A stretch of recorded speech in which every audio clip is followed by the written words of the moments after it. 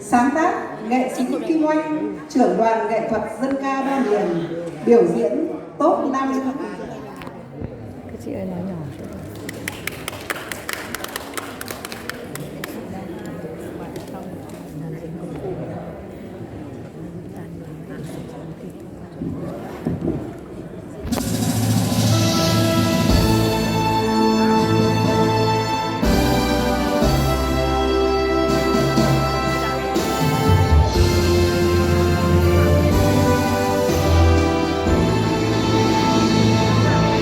Nào bạn ơi cùng hát lên, cùng múa vui rộn ràng.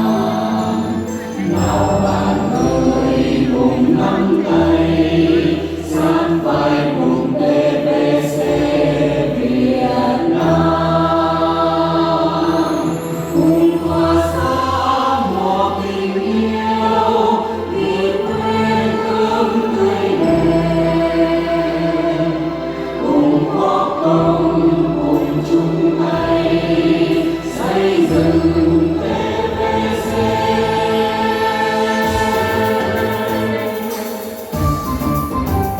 Nào cùng hát, nào cùng vui, cùng nắm tay đi khắp mọi miền.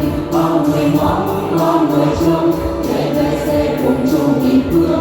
Cùng đường phố, cùng lời ca, tràn chứa bao la những ân tình. Mỗi ngày mới thêm niềm vui, truyền hình TVC.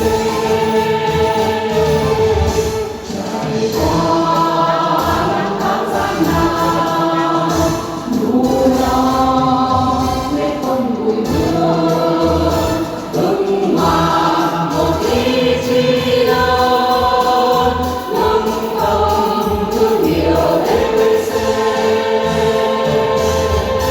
Tay nắm tay ta cùng nhau nâng cao chất lượng, vai sánh vai mang niềm vui đến cho cuộc sống.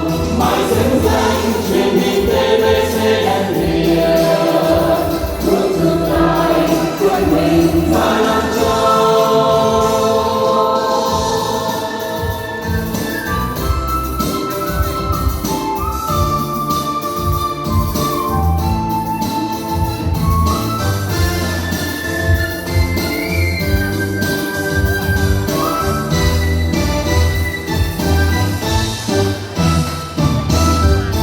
Nào bạn ơi